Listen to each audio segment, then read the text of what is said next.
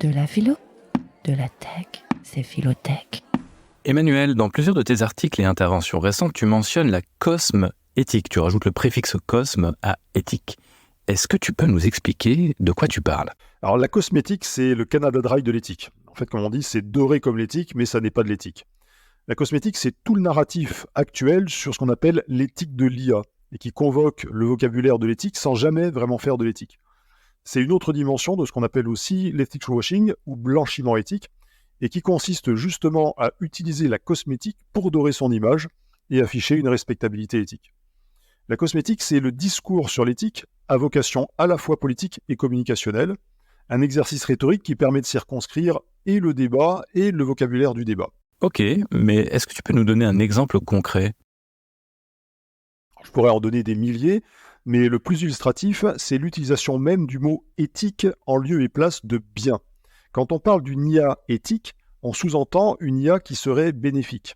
Alors que si on creuse, le mot éthique, il renvoie à un spectre beaucoup plus large qui va de l'acceptable à l'inacceptable. Du coup, le mot éthique devient un adjectif qui garantit de facto la respectabilité du nom qu'il qualifie. Et cette réduction du mot éthique à un sens extrêmement étroit, elle interdit toute réflexion et permet d'influer plus efficacement sur les comportements. En fait, elle biaise la réflexion au lieu de la dynamiser. On pourrait aussi bien évoquer les différents principes sur lesquels se fonde la gouvernance de l'IA, voire l'utilisation même du mot principe pour qualifier de simples exigences et leur donner une dimension plus noble et donc plus contraignante. On pourrait également évoquer l'IA dite de confiance ou encore l'IA responsable. Mais finalement, quel est le risque avec cette cosme-éthique ? N'est-ce pas après tout un premier pas louable vers l'éthique ? Alors, le risque de la cosmétique, c'est principalement l'enfermement dans un discours circulaire, dans un bruit pseudo-éthique qui limite la pensée et empêche les questionnements de fond et donc toute possibilité de trouver des réponses pérennes, aussi imparfaites soient-elles. La cosmétique, elle repose sur un écrasement de ce que les stoïciens et bien plus tard Ferdinand de Saussure expliquaient, c'est-à-dire la différence entre le signifié et le signifiant d'un mot.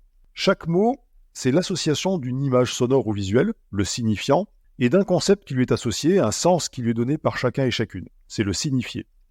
Et la cosmétique, elle tend à effacer cette différence pour associer à un signifiant un signifié prédéfini de manière arbitraire par un tiers normalisateur. Les mots ne sont plus contextualisés, leur sens ne dépend plus de notre appréciation et de nos perceptions, mais ils nous sont donnés. Et le vocabulaire nous est imposé subtilement et nous perdons aussi toute capacité de prise de recul sur le narratif qui nous est fourni. C'est ce qui se passe quand on parle, par exemple, d'IA éthique. À l'extrême, la cosmétique, elle peut contribuer à une forme de gouvernementalité définie par Michel Foucault comme la rationalisation des modalités permettant de disposer des hommes et des choses, à savoir la conduite des conduites, un biopouvoir normalisateur qui s'appuie sur le discours. Plus raisonnablement, ce qui est à craindre, c'est surtout l'abolition de l'esprit critique, au moins dans le domaine de l'éthique appliquée à l'IA. French Tech, esprit critique pour Tech Éthique.